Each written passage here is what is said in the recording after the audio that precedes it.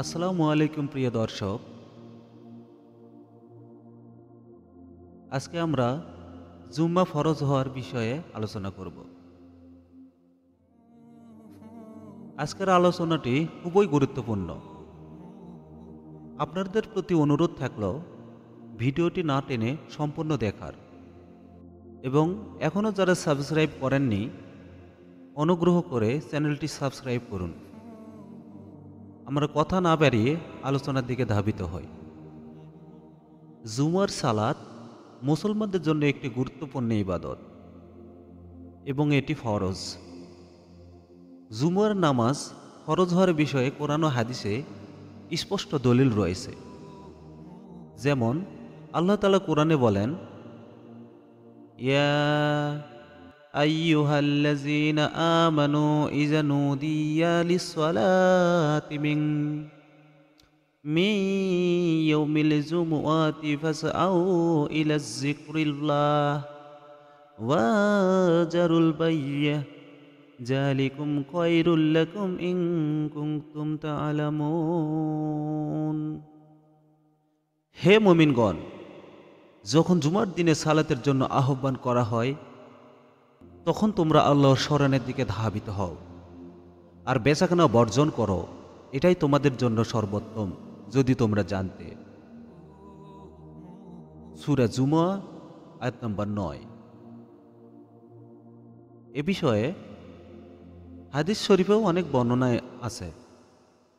রাসূল সাল্লাল্লাহু আলাইহি সাল্লাম বলেন, যে ব্যক্তি জুমার সালাত ছেড়ে দেয় তার অন্তরে আল্লাহ মোহর মেরে দেন। সহিহ মুসলিম 865। আরেক হাদিসে এসেছে, মানুষ যদি জুমার সালাত ত্যাগ করা বন্ধ না করে তবে আল্লাহ তাদের অন্তরে মোহর এঁটে দেবেন এবং তার গাফিলদের অন্তর্ভুক্ত হয়ে যাবে।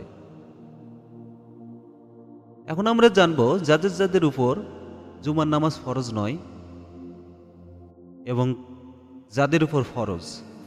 জুমার নামাজ ফরজ হওয়ার শর্তাবলী। জুমার নামাজ ফরজ হওয়ার জন্য নিম্নলিখিত শর্তগুলো পূরণ হওয়া জরুরি। 1 নম্বরে বলা হয়েছে মুসলিম হওয়া, 2 নম্বর বয়স্ক হওয়া, 3 নম্বর আকল থাকা, 4 নম্বর পুরুষ হওয়া, 5 নম্বর মুকিম হওয়া, 6 নম্বরে বলা হয়েছে শরীয়ত সম্মত অজর না থাকা। 1 নম্বর মুসলিম হওয়া। জুমার নামাজ কেবলমাত্র মুসলমানদের উপরেই ফরজ। 2 নম্বর বয়স্ক হওয়া, নাবালকদের উপর জুমার নামাজ ফরজ নয়। 3 নম্বরে বলা হয়েছে আকল থাকা, মানসিকভাবে সুস্থ ব্যক্তিদের জন্য এটি ফরজ। 4 নম্বর পুরুষ হওয়া, মহিলাদের জন্য জুমার নামাজ ফরজ নয়, তবে তারা চাইলে আদায় করতে পারেন। 5 নম্বর মুকিম হওয়া, জুমার নামাজ মুসাফিরদের জন্য ফরজ নয়। 6 নম্বর শরীয়ত সম্মত অজর না থাকা, অসুস্থ বা অন্য কোনো বৈধ অজর থাকলে জুমার নামাজ ফরজ নয়। জুমার নামাজ এমন একটি ইবাদত যা মুসলমানদের জন্য বিশেষ গুরুত্ব বহন করে। এটি ফরজ এবং যথাযথভাবে আদায় করা প্রত্যেক মুসলমানদের জন্য কর্তব্য।